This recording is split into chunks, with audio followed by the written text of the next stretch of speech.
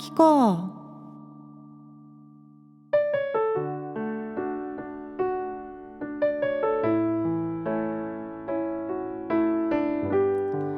皆さんこんにちは。アンニョンハセヨ、風花です。さて今日はまだ5月なんですが、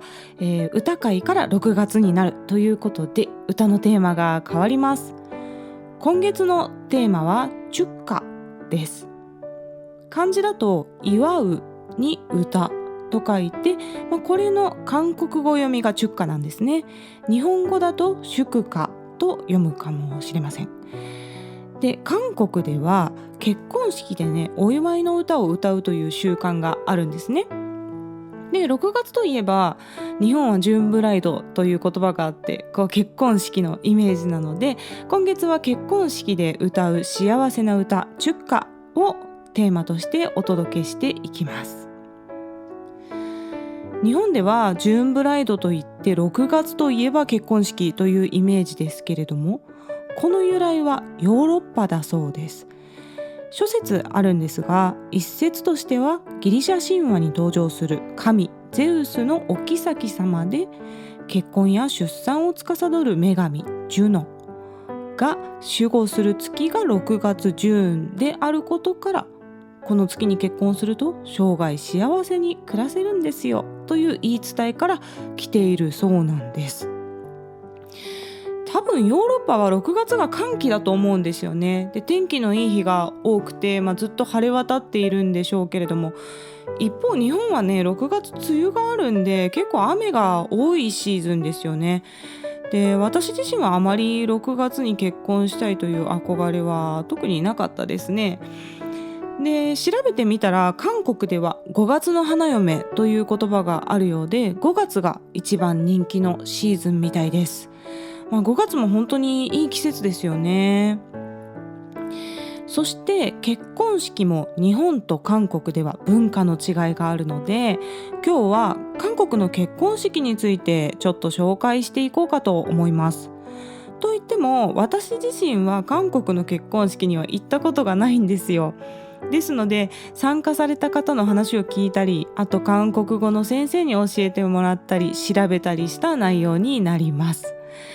一方で日本の結婚式は何度も参列したことがあって、自分も結婚式を挙げているので、その経験から考えても日韓はだいぶ差があるなという印象を受けております。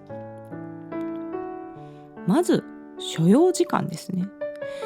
日本の結婚式は、チャペルとか神社とか、そういった結婚式をする場で30分ぐらいの儀式的な結婚式というのをしてから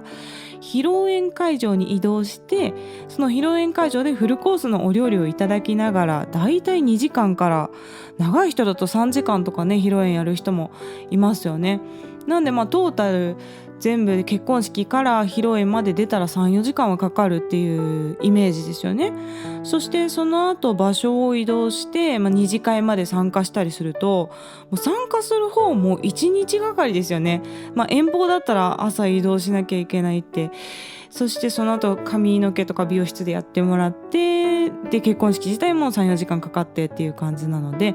結構1日仕事の大イベントというイメージですよね。で、一方の韓国は日本の披露宴にあたる部分がなくて、結婚式だけで基本終わりだそうなんです。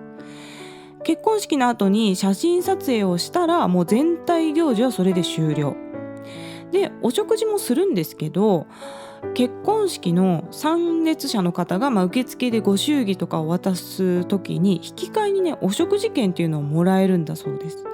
そして結婚式の後写真撮影が終わったら、もう各自お食事会場に移動して、そのお食事会場も日本の披露宴のように席が決まってるわけではなくて、もう自由席なんですね。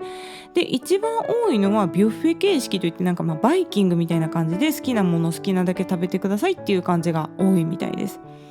で、その食事会場でおのおの食事をとって帰るという感じだそうです。で、二次会をすることもあるそうなんですけれども、日本のように招待の段階で新郎新婦から事前に二次会も参加してくださいとか言われるわけじゃなくて、友達同士ね、結婚式でせっかく久しぶりに会ったし飲みに行くかみたいな気軽な感じで飲みに行くことが多いようです。そこでタイミングが合えば新郎新婦も参加してっていうことがあると聞きました。そして日本では歌を歌う場合って大抵披露宴の余興ですよね。結婚式の間に歌を歌うのは賛美歌だけだと思うんですけれども、韓国では披露宴がないので結婚式の最後に歌の時間というのが組み込まれていることが一般的なようです。新郎新婦の入場、結婚宣言、指輪交換とか、こういった結婚式の儀式的なところが終わった後、最後にチュッカを歌うというのが一般的な流れのようです。で、この歌を歌う人は新郎新婦の友人で歌が上手な人に頼むってことが多いようなんですが、お金を払ってね、プロの歌手を呼ぶっていうこともできるそうです。一説によると1曲で100万円とか書いてありましたけどね、すごい有名な人を呼ぶにはお金がかかるのかもしれないですね。そして新郎が新婦に対して歌を歌ってプレゼントするっていう場合もあるようです。確かにこのチュッカの歌詞は結婚する相手に向けて送りたい内容になっていると思いますので、新郎が新婦に歌うっていうのは本当にぴったりだと思いますね。ソン・シギョンさんも前にチュッカは新郎が新婦に歌ってあげるのが一番いいんだよって、プロが歌うよりそっちの方が心がこもってるんだみたいなことをおっしゃってたのを聞いたことがあります。一方で新婦が新郎に向けて歌うっていうのはね、ほとんどないようなんですよ。残念ですね、これね。私がもし韓国式の結婚式をするんだったら、もうちょっと自分で 4,5 曲は歌いたいと思いますよね。本当にね、韓国のチュッカいい曲がめちゃくちゃいっぱいあるんで、正直もう今月5曲ねピックアップしたんですけど、もう5曲でもね相当な厳選になりましたよ。もうすごい悩んで決めました。それから費用面ですね。気になるお金の面、こちらもかなり違います。日本の結婚式の費用の平均っていうのはだいたいね300万円くらいだそうです。これゼクシー調べで見ました。で、一方の韓国では100万円くらいのようですね。もちろん何人人を呼ぶかっていうことによって変わってくる部分がかなり多いんですが、日本の場合はだいたい参列者平均40人ぐらいが多いそうです。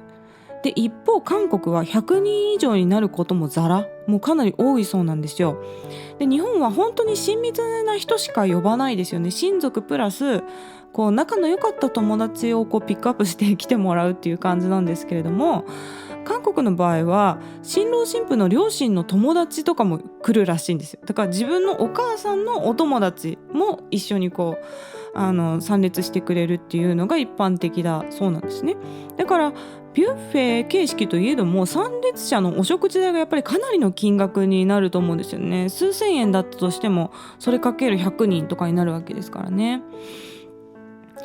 で、ご祝儀、これも結構違いがあって、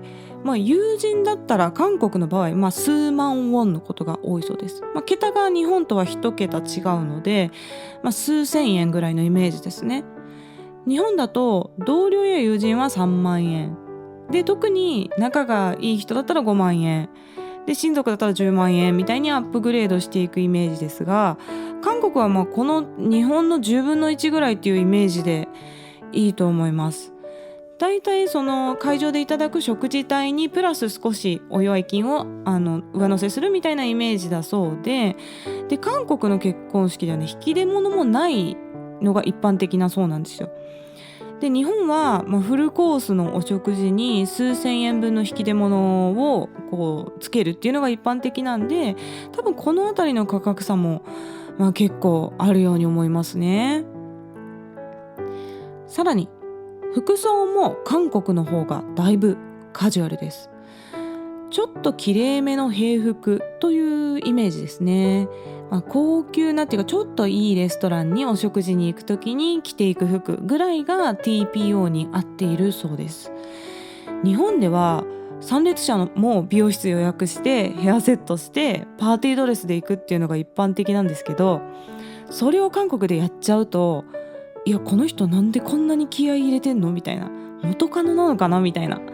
何かねアピールしたい、目立ちたくて派手な格好をしてきたんじゃないかっていう風にねこう思われるそうですよ。私自身はコロナ禍より前に自分は結婚式を挙げたんですね。なので、友人や職場の人たちを呼んで日本の一般的な結婚式をしました。で、私自身は特に結婚式に対してこだわりも夢もあまりなかったタイプだったんですね。で、夫もそんな感じで、みんな結婚式やってるし、とりあえず無難にやっておくかっていう感じでやってましたね。で、結婚式の準備って平日に何度か打ち合わせに行かないといけないんですけれども、その回数が限られてるので、その1回の打ち合わせが4時間とかあるんですよ。めちゃめちゃ長いんですね。で、その4時間の内訳がどうなっているかというと、1時間ごとに例えば1時から2時はお花の担当の人が来ます、2時から3時は音楽担当の人が来ます、3時から4時は食事担当の人が来ますみたいな感じで、セクションごとにそれぞれ担当の方が1時間ごとに来てくださるっていう感じだったんですけれども、私たちはちょっとこだわりがなくて正直悩むことが全然なかったんですね。で、お花もじゃあこれで、はいこれでみたいな感じですぐ決まっていって、毎回だから1時間のうちの10分か15分ぐらいで打ち合わせ終わっちゃうんですよ。で、それで残りのじゃあ45分どうなるかっていうと、その担当者もそれぞれのテーブルを回ってくる感じになってるので、巻きで来てくれることはないんですね。だから15分で終わって残り45分待ち時間みたいな感じになっててですね、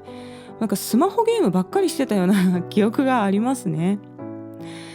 で、結婚式の準備のペースとか、その辺の価値観が、うちの場合はありがたいことに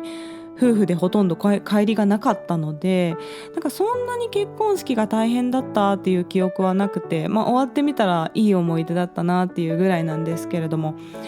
中にはね結構揉めたりする方もいらっしゃるようですよ。いろんなね段階がねかなり多いですからね。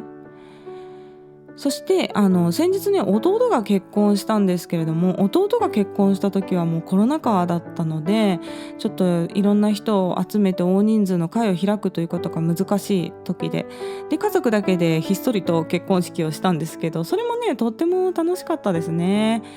日韓いろいろ結婚式の形があるという今日はお話でございました。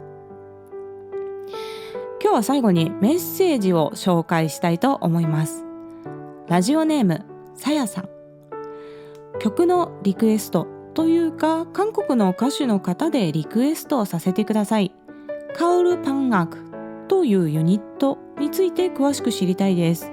また風花さんがおすすめする曲も教えてほしいです。よろしくお願いします。ということでリクエストをいただきました。ありがとうございます。さやさんですね。カオルパン泊は日本語では秋休みという意味になりますね。もうねこのカオルパン泊っていうユニット名の段階でエモいなと私は思いました。この言葉の時点でいいなみたいな。夏休みでも春休みでも冬休みでもなく秋休みってね、このアーティスト名がいいなと思いました。こ